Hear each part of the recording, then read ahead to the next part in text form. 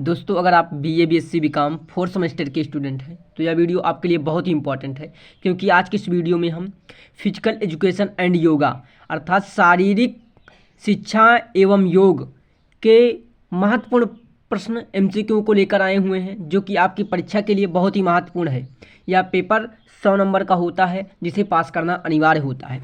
तो आइए कुछ महत्वपूर्ण एमसीक्यू प्रश्न हैं, उनको सॉल्व करते हैं। तो वीडियो पसंद आए तो वीडियो को लाइक, चैनल को सब्सक्राइब कीजिएगा, साथ साथ अपने दोस्त मित्रों तक वीडियो को शेयर जरूर कर दीजिएगा। चलिए देखते हैं हमारा पहला प्रश्न क्या है। तो हमारा पहला प्रश्न जो है, फिजिकल एजुकेशन को सामान्य शिक्षा प्रणाली में क्यों शामिल किया गया? बच्चों के मानसिक विकास के लिए, शारीरिक विकास को बढ़ावा देने के लिए, जीवन कौशल सिखाने के लिए, उपयुक्त सभी।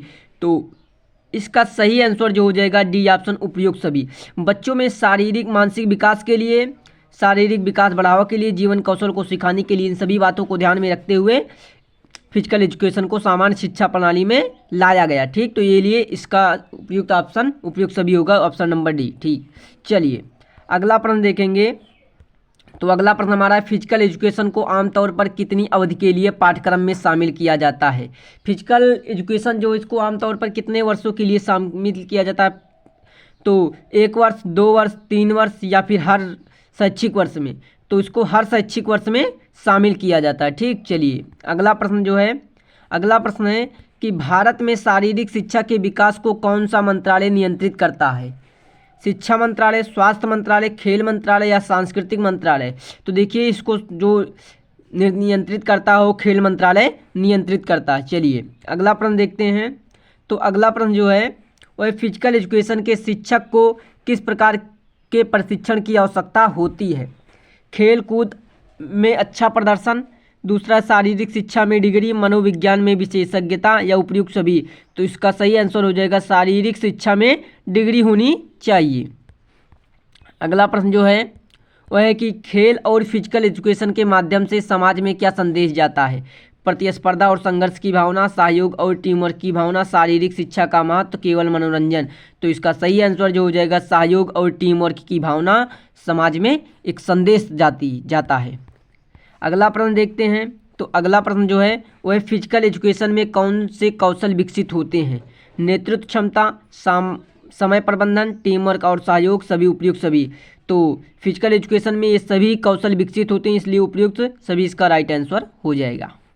अगला प्रश्न देखते हैं। तो अगला प्रश्न है कि भारत में किस वर्ष से राष्ट्रीय खेल दिवस मनाया जाने लगा? 1947, 1952, 1965, 1982?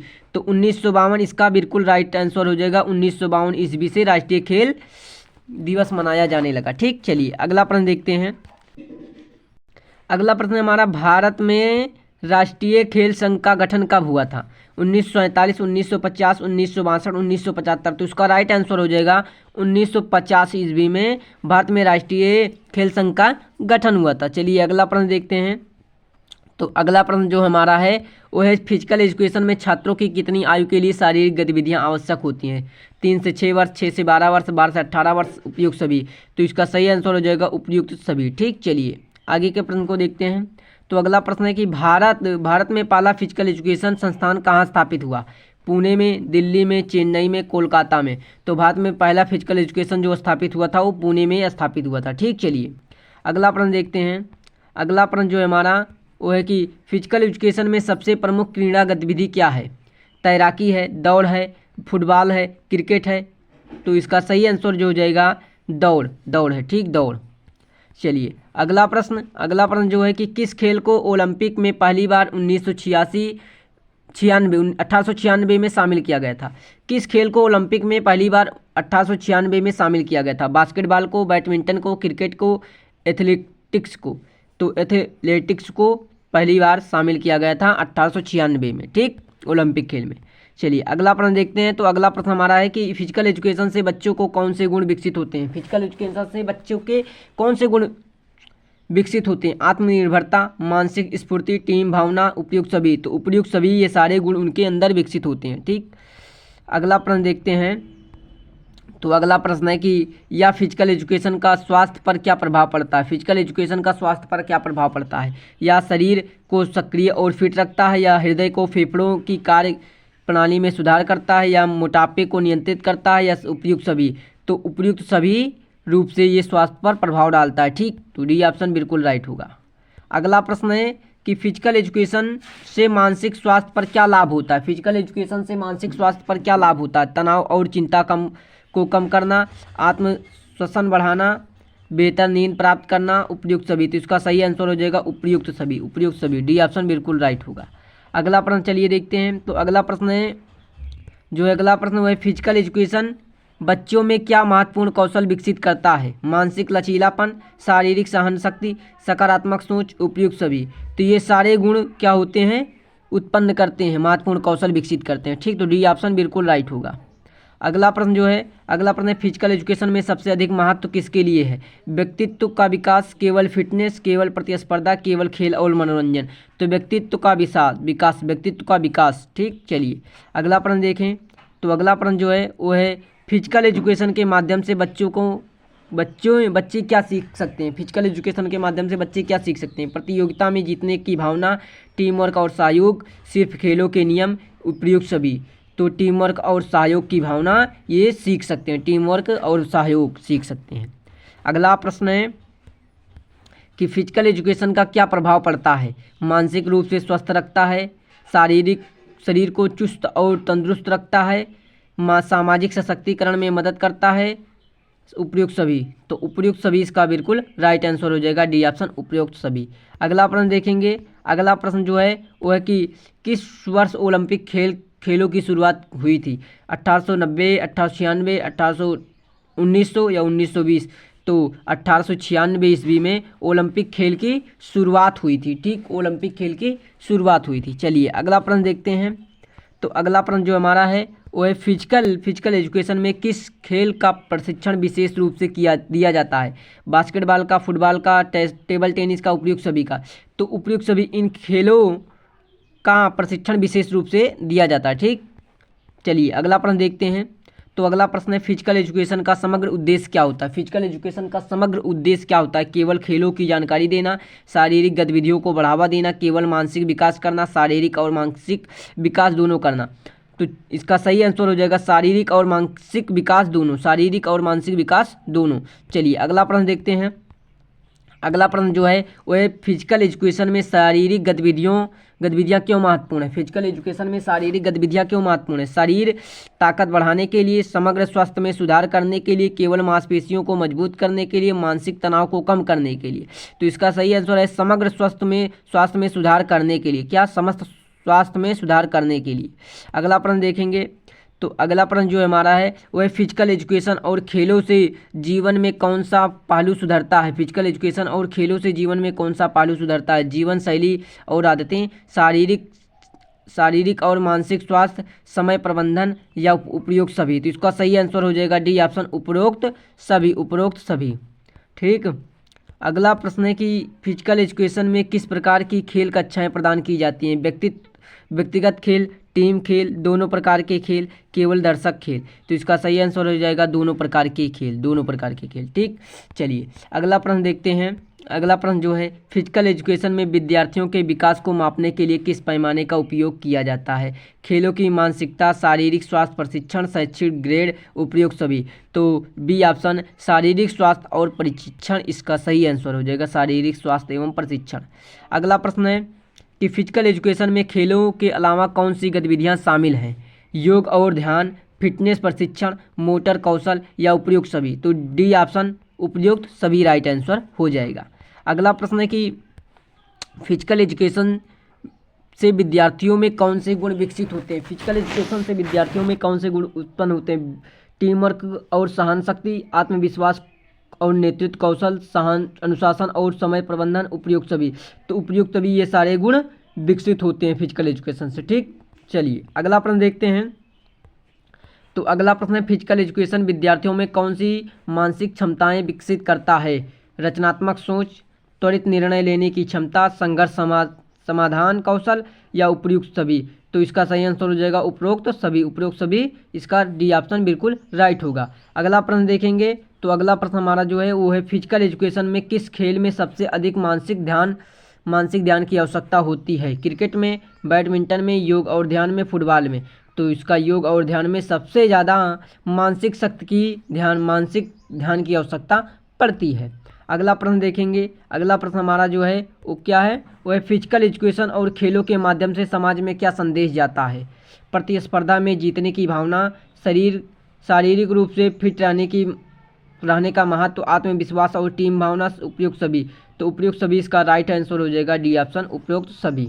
अगला प्रश्न जो है वो है क्या है, वो फिजिकल एजुकेशन में विद्यार्थी किसके लिए खेल खेलते हैं। फिजिकल एजुकेशन में जो विद्यार्थी होते हैं वो किसके लिए खेल खेलते हैं। व्यक्तिगत विकास के लिए, टीम सहयोग के लिए, समाज में योगदान के लिए, उपयुक्त सभी। तो उपयुक्त सभी वे इन सभी बातों को ध्यान में रखते हुए खेल खेलते हैं। ठीक, चलिए अगला प्रश्न है फिजिकल एजुकेशन और खेलों के माध्यम से बच्चों में किस प्रकार का सामाजिक परिवर्तन आता है।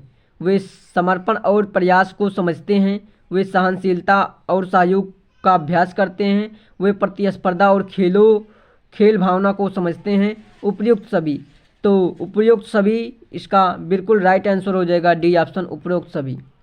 अगला प्रश्न है, भारत में स्वतंत्रता से पहले फिजिकल एजुकेशन के क्षेत्र में किसने योगदान दिया था। भारत में स्वतंत्रता से पहले फिजिकल एजुकेशन में के क्षेत्र में किसने योगदान दिया था। महात्मा गांधी ने, सुभाष चंद्र बोस ने, जवाहरलाल नेहरू ने, लाला लाजपत राय ने। तो सुभाष चंद्र बोस ने ध्यान दिया था। ठीक, तो डी ऑप्शन बिल्कुल, बी ऑप्शन बिल्कुल राइट। ठीक, अगला प्रश्न है कि भारत में स्वतंत्रता के बाद फिजिकल एजुकेशन कौन सा प्रमुख परिवर्तन हुआ था। भारत में जब स्वतंत्रता आज़ादी हुई तो उसके बाद फिजिकल एजुकेशन में कौन सा परिवर्तन हुआ। खेलों को में अधिक प्रतिस्पर्धा बढ़ी, सरकारी सहायता से फिजिकल एजुकेशन स्कूलों में लागू किया गया, शारीरिक शिक्षा के संस्थान खोले गए, उपयुक्त सभी। तो उपयुक्त सभी इन सभी बातों को ध्यान में रखकर उसमें परिवर्तन हुआ। ठीक, ये सभी परिवर्तन हुए, डी ऑप्शन बिल्कुल राइट। अगला प्रश्न है भारत में फिजिकल एजुकेशन के पहले राष्ट्रीय स्तर के संस्थान का नाम क्या है। राष्ट्रीय खेल संस्थान, दिल्ली विश्वविद्यालय खेल स्कूल, भारतीय खेल विश्वविद्यालय, भारतीय खेल परिषद। तो इसका सही आंसर है राष्ट्रीय खेल संस्थान। ठीक, ये ऑप्शन बिल्कुल राइट आंसर। अगला प्रश्न है कि शारीरिक फिटनेस के लिए कौन सा व्यायाम सबसे महत्वपूर्ण माना जाता है। पहला योग, दूसरा है एरोबिक व्यायाम, तीसरा है कार्डियो और स्ट्रेंथ ट्रेनिंग। उपयुक्त सभी। तो उपयुक्त सभी ये सभी व्यायाम सबसे महत्वपूर्ण माने जाते हैं। चलिए अगला प्रश्न जो है वो है फिजिकल एजुकेशन में मोटर कौशल का उद्देश्य क्या है। शारीरिक गतिविधियों में सुधार करना, खेलों में निर्णय लेने की क्षमता विकसित करना, शरीर के समन्वय को सुधारना। उपयुक्त सभी। तो उपयुक्त सभी बिल्कुल राइट आंसर हो जाएगा डी ऑप्शन, उपयुक्त सभी। अगला प्रश्न देखेंगे। अगला प्रश्न है फिजिकल एजुकेशन में शारीरिक फिटनेस का महत्व क्या है। फिजिकल एजुकेशन में शारीरिक फिटनेस का क्या महत्व है। या शरीर की ताकत और सहन शक्ति बढ़ाता है, या मानसिक विकास में मदद करता है, या बच्चों को स्वस्थ जीवन जीने के लिए प्रेरित करता है। उपयुक्त सभी। तो इसका सही आंसर डी ऑप्शन, उपरोक्त सभी। अगला प्रश्न देखेंगे। अगला प्रश्न हमारा है कि महिलाओं के लिए फिजिकल एजुकेशन में किस खेल को अधिक प्राथमिकता दी जाती है। तो क्रिकेट, फुटबॉल, बैडमिंटन और योग, बास्केटबॉल। तो इसका सही आंसर है बैडमिंटन और योग में महिलाओं को क्या है, महिलाओं के लिए ज़्यादा अधिक प्राथमिकता दी जाती है। ठीक, चलिए अगला प्रश्न जो है वो है महिलाओं के लिए क्या है, महिलाओं के लिए फिजिकल एजुकेशन में किस प्रकार के खेलों का बढ़ावा दिया जाता है। टीम खेल, व्यक्तिगत खेल, दोनों प्रकार के खेल, कोई खेल नहीं। तो दोनों प्रकार के खेलों में महिलाओं को बढ़ावा दिया जाता है, चाहे वह व्यक्तिगत हो चाहे वह टीम वर्क खेल हो। चलिए अगला प्रश्न देखते हैं। अगला प्रश्न जो है हमारा, फिजिकल एजुकेशन में महिलाओं की भागीदारी किस वर्ष से बढ़ने लगी थी। 1930, 1940, 1950, 1970। तो इसका राइट आंसर हो जाएगा 1970 ईस्वी से खेलों में फिजिकल एजुकेशन में महिलाओं की संख्या में बढ़ने लगी। ठीक, रुचि बढ़ने लगी। अगला प्रश्न है कि ओलंपिक खेलों में सबसे पहली बार महिलाओं को कब शामिल किया गया था। ओलंपिक खेल जो होता है उसमें पहली बार महिलाओं को कब शामिल किया गया। 1924, 1936, 1952। तो 1900 ईस्वी में उन्हें पहली बार ओलंपिक खेल में महिलाओं को शामिल किया गया था।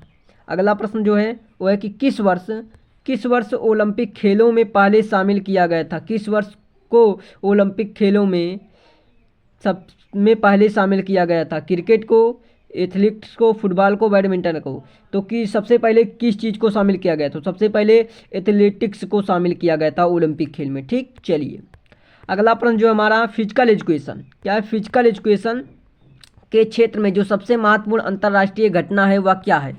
सबसे महत्वपूर्ण अंतर्राष्ट्रीय घटना है वो क्या है? ओलंपिक खेल है, विश्व कप है, राष्ट्रमंडल खेल है, एशियाई खेल है। तो सबसे बड़ा खेल के क्षेत्र में अगर सबसे बड़ा कोई खेल है तो ओलंपिक खेल है, इसलिए ए ऑप्शन बिल्कुल राइट हो जाएगा, ओलंपिक खेल। तो दोस्तों आज की इस वीडियो में बस इतने ही इंपॉर्टेंट प्रश्न हैं, आगे के इंपॉर्टेंट प्रश्न को हम आगे की वीडियो में करने वाले हैं। तो चैनल को सब्सक्राइब नहीं किया तो चैनल को सब्सक्राइब कर बेल आइकन को ऑन कर दीजिएगा ताकि आने वाली वीडियोज का नोटिफिकेशन आपको पहुंच सके। वीडियो पसंद आई तो वीडियो को लाइक, अपने दोस्तों तक शेयर जरूर कीजिएगा। मिलते हैं नेक्स्ट वीडियो में, तब तक के लिए आप सभी को धन्यवाद।